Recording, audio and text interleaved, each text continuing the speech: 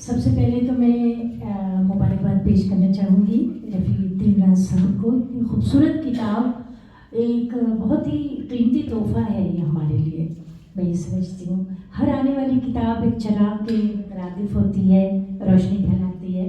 اور راز صاحب کی کتابیں جب آتی ہیں ہم کو بے چینی سے انتظار بھی رہتا ہے کہ ماشاء اللہ ہماری اتنے معتبر شاعر, اتنے شاندار شاعر ہیں ہمارے عہد کے. ہمیں فخر ہونا چاہیے کہ ہم راز صاحب کے عہد میں رہ رہے ہیں.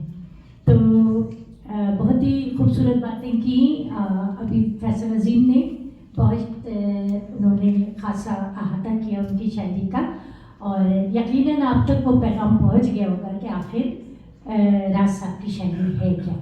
بہرحال جو کچھ میرے ذہن میں ہے میں بھی بتانا چاہوں گی آپ کو. سب سے پہلے تو میں یہ سمجھتی ہوں کہ یہ جو عنوان ہوتے ہیں کتابوں کے, جیسے بڑا انوکھا سا عنوان ہے, ابھی کپڑے بدن پہ ہیں, چونک جاتا ہے انسان کہ کیا مقصد ہو سکتا ہے اس عنوان کا. بہرحال جو گہرائی کو سمجھتے ہیں, ادب سے متعلق ہوئے ہیں, اہل ذوق, تو وہ جان جاتے ہیں کہ اس میں کچھ نہ کچھ راز ضرور ہے. بہت ہی غیر معمولی شعر ہے راز صاحب آپ کا یہ کہ ابھی کپڑے بدن پر ہیں, ابھی انسان باقی ہے, بشکلِ پیراہن یا آخری پہچان باقی ہے. بظاہر تو لگتا ہے کہ یہ آخری پہچان جو ہے وہ کوئی مایوسی کی بات ہے, لیکن اس میں ایک پوری کہانی چھپی ہوئی ہے شعر میں. جیسا کہ ہم دیکھتے ہیں کہ بے ساختہ چونکا دینے والا یہ شعر ہے. اور اب ظاہر ہے میں اس کی تشریح تو نہیں کروں گی, لیکن میں اس خوبصورت شعر کی گہرائی کو سمجھتے ہوئے اپنی بات کو آگے بڑھاؤں گی. ظاہر ہے یہ سفر کے اس شعر کے خالق کے ساتھ اس شعری سفر میں جو اپنے فن اور ہنر کا مظاہرہ کیا ہے رفیع الدین راز صاحب نے, ہم ایسے سینکڑوں اشعار کوٹ کر سکتے ہیں کہ جس میں ان کی ہر شعر کے اندر ایک نئی سوچ ہے. ابھی جو یہ تازہ تخلیق آئی ہے اس کے تو اشعار میں نے پڑھے تھے, اور میں اب تک اس کی سحر میں مبتلا ہوں کہ کون سا ایسا شعر ہے جس کو چٹکی پکڑ کے چنا نہیں جا سکتا. ہر شعر اعلیٰ ہے, ہر شعر بالکل انوکھا ہے. اور راز صاحب کی جہاں تک شخصیت کا تعلق ہے, جتنا میں نے ان کے ساتھ سعادت حاصل کی ہے مشاعرے پڑھنے کی, ان کی صحبت میں ان کی باتوں سے میں نے بہت استفادہ کیا ہے, تو ان کی جو شخصیت ہے اور جو کلام ہے, کئی ادیبوں نے بڑے بڑے لطیف پیرائے میں اس کے بارے میں بات کی, ان کے بارے میں رائے دی ہے, ان کی شاعری کے بارے میں بے شمار کتابیں لکھی جا چکی ہیں راز صاحب کے فن پر. لیکن فی زمانہ میں سمجھتی ہوں جہاں تک شاعری کا تعلق ہے تو اہل ادب اہل ذوق کا ظاہر پسندیدہ شغف ہے شاعری, اور خاص طور پر غزل کو زیادہ پسند کیا جاتا ہے. تو اب شاعری کا جہاں تک تعلق ہے تو شاعری گو کہ ہمیں علم تو شاید عطا نہیں کرتی, لیکن بصیرت ضرور عطا کرتی ہے. ایک ایسی بصیرت کہ جو ہمیں ایک انعام کی طرح ملتی ہے, اور خیال انگیزی کا ایسا دریا ہے شاعری کہ جو ہمیں زندگی کی ایک نئی جہت کی طرف لے جاتی ہے. ہم سوچتے ہیں اس کے بارے میں اور اس سے بہت کچھ حاصل کرتے ہیں. اس کی گہرائی جو ہے لفظ و حرف کی وہ جادوگری ہے کہ جو انسان کے اندر کی کائنات کو بدل دیتی ہے. اب جہاں تک راز صاحب کی شاعری ظاہری اور باطنی خوبصورتی جو اس کی ہے وہ لطافت سے بھرپور ہے. جو ہم پڑھتے جاتے ہیں ہم اس کی ایک اس میں جادوگری میں ہم مبتلا ہوتے چلے جاتے ہیں. راز صاحب نے میں سمجھتی ہوں کہ شاعری میں زندگی کی مٹھاس سے نہیں سمیٹی, بلکہ انہوں نے سماجی سیاسی جو حقائق ہیں جو کچھ آج کل ہمارے ارد گرد ہو رہے ہیں دنیا میں اور کچھ خاص خطوں میں جو کچھ ہمارے ارد گرد ہو رہا ہے, اس کی ان واقعات کی تلخی کو بھی وہ چکھاتے ہیں ہمیں اپنے اشعار میں.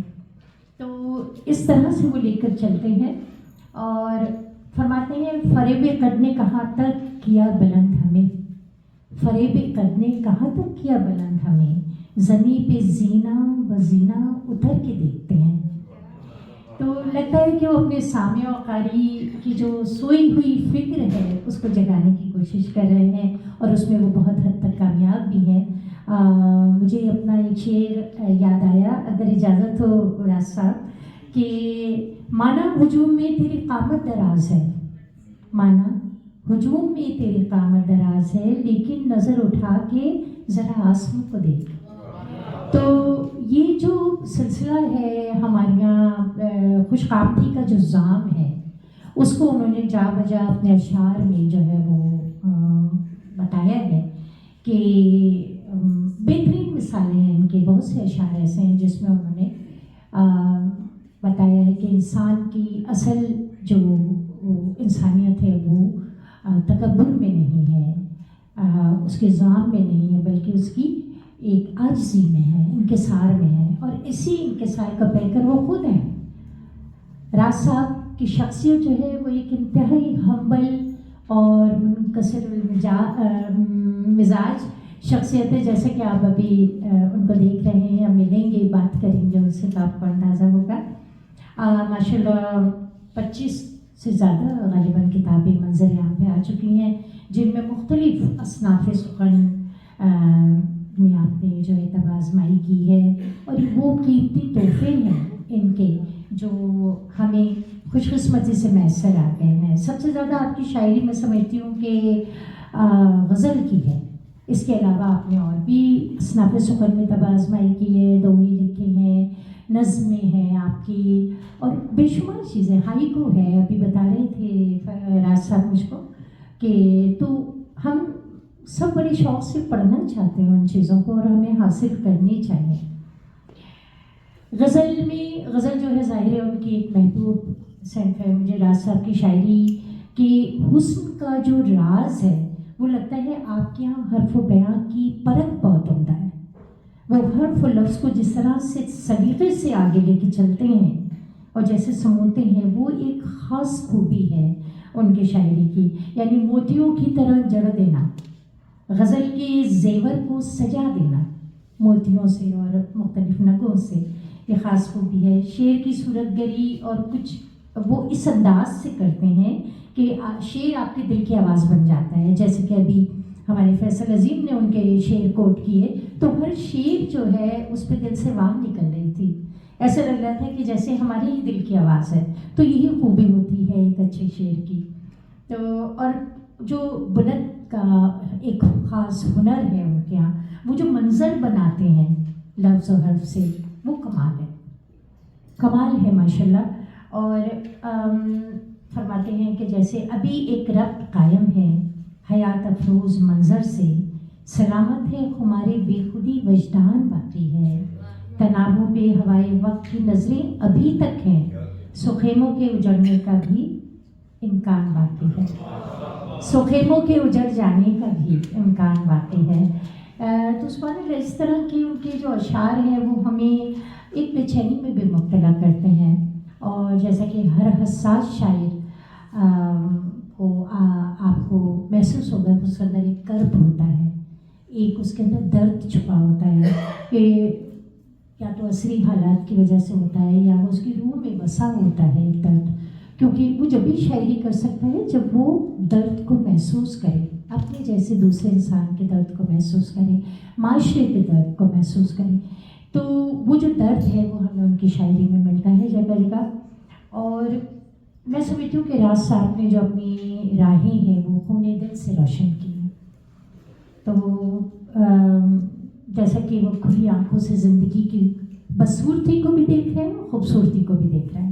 ऐसा नहीं कि सिर्फ अच्छी अच्छी चीज़ों पे उनकी नज़र है, रंगीन मनाजिर पे उनकी नज़र है, वो ज़िंदगी के बुरे मनाजिर भी देख रहे हैं अपनी खुली आंखों से, और इंसानों की इज्तिमाई क़ुव्वत भी देख रहे हैं वो, और इनफरादी मजबूरियाँ भी देख रहे हैं, और उसको महसूस करके आप शायरी करिए। मैं समझती हूँ कि, और बल्कि मेरा ईमान है कि जो जैसा कि हम देख रहे हैं कि वो अपने अहद के नुमाइंदा शायर है, हम सब इस बात को मानते हैं दिल से। दयारी जिस्मो जाँ में रक़्स करती ज़िंदगी की धूप, बसा औक़ात आँखों में नमी रहने नहीं देती। تو ایسے ایسے اشعار ماشاءاللہ انہوں نے کہے ہیں، اور ان کا جو ہر موضوع ہے ان کی شعری فکر کا محور ہے.